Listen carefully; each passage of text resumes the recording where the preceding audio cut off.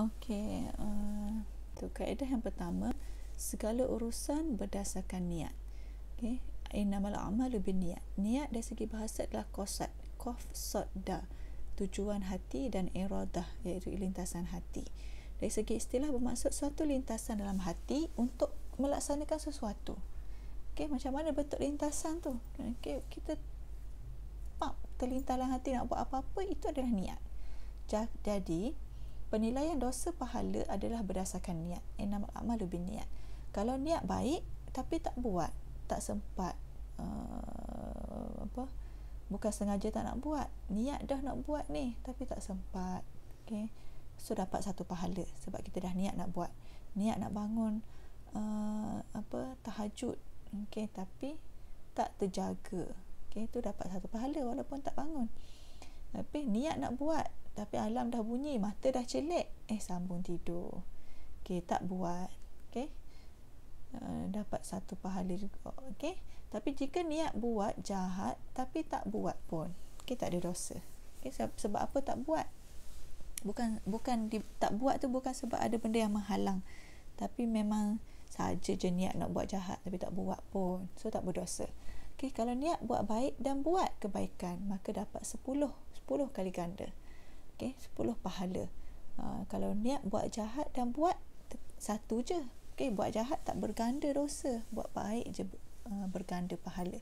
Okey, tapi macam mana kalau nak buat, niat nak buat jahat, berazam bersungguh-sungguh nak buat, tapi tak berlaku kejahatan tersebut disebabkan adanya halangan tertentu, motor pancit ke, tayar rosak ke, tiba-tiba orang yang kita nak buat jahat tu dah meninggal ke.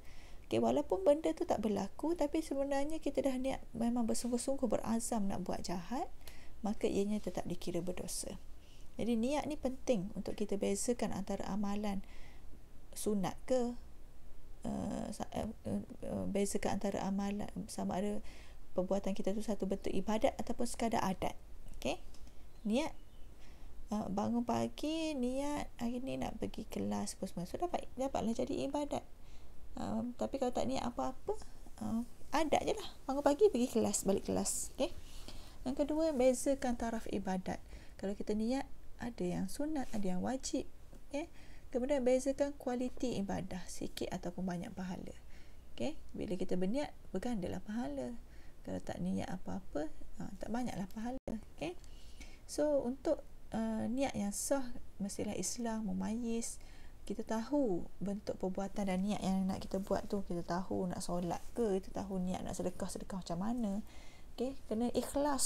Okay, apa yang kita niatkan tu tidak bolehlah benda yang bertentangan dengan syarak. Kena kekal sehingga akhir perbuatan. Kekal hingga akhir perbuatan tu maksudnya,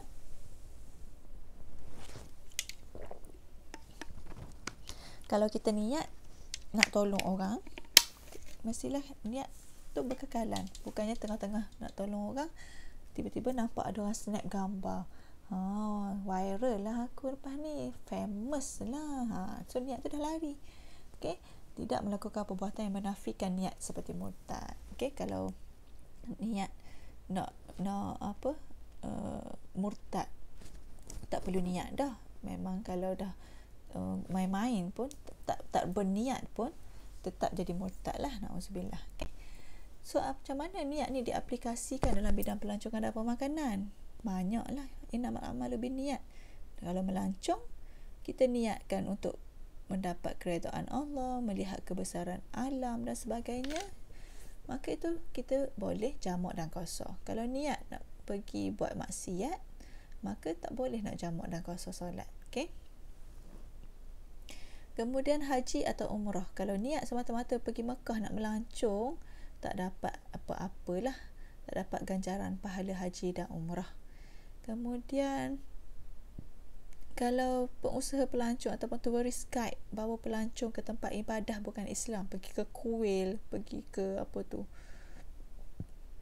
tempat-tempat ibadat bukan Islam lah, maka harus hukumnya, kalau bukan niat untuk membesarkan rumah ibadat agama lain. Kalau dengan niat nak mempelajari seni bina, nak melihat ukiran-ukiran ataupun melihat macam mana rupa bentuk, nak mempelajari sesuatu lah, bukan untuk membesarkan rumah ibadat tu, maka ianya diharuskan lah. Okay, kalau dalam aspek pemakanan, sembelih, kalau tak niat, tak sah lah sembelih, haram lah, lembu, kambing, ayam. Okay? Kalau niatkan kerana Allah, maka sembelihan itu halal, daging yang dimakan itu halal. Kemudian hotel, kalau pengusaha hotel buat hotel dengan niat nak menggalakkan orang buat maksiat, maka dapat dosa lah, walaupun tak buat. Dah buat hotel tu untuk memudahkan orang buat maksiat, dosa lah.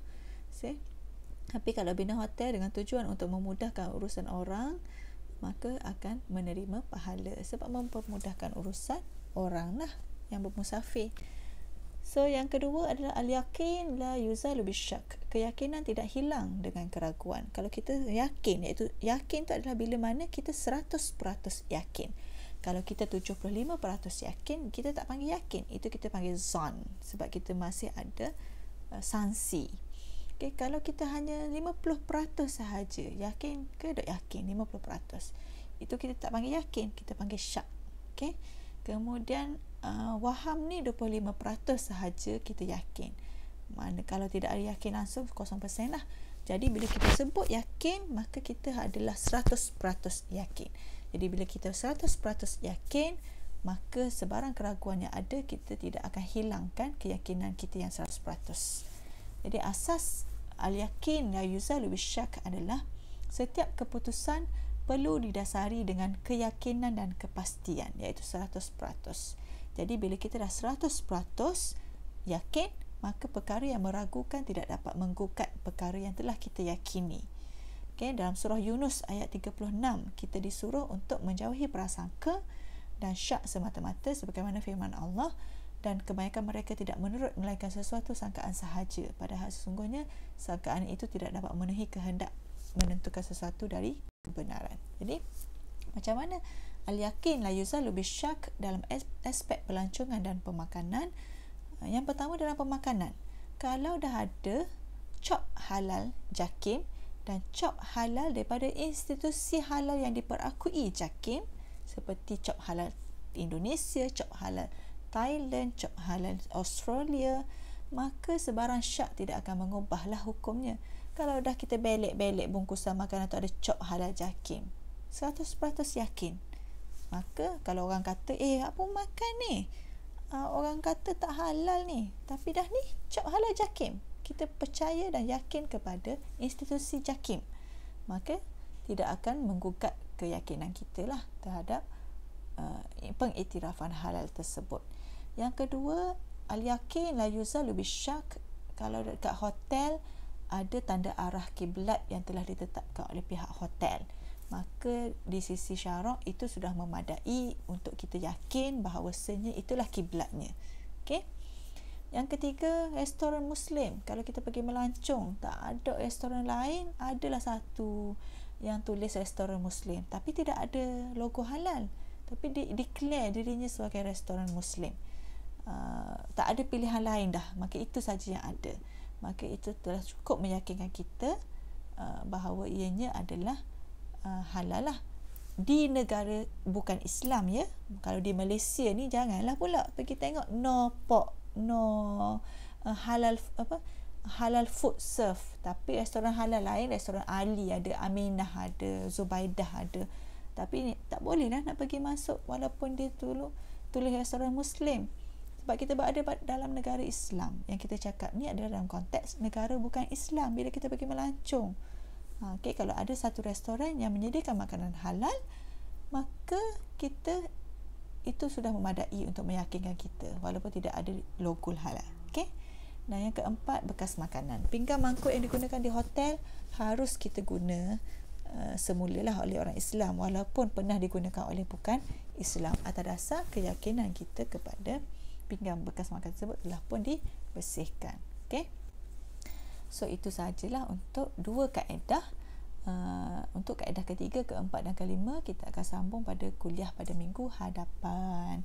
Dan jangan lupa isi form kehadiran beserta dengan sedikit latihan, dalam Google Form yang akan yang diedarkan dalam grup. Okay, tarikh akhir untuk submit Google Form tersebut adalah pada hari Khamis jam 5 petang. Okey. Wallahu alam. Assalamualaikum warahmatullahi wabarakatuh.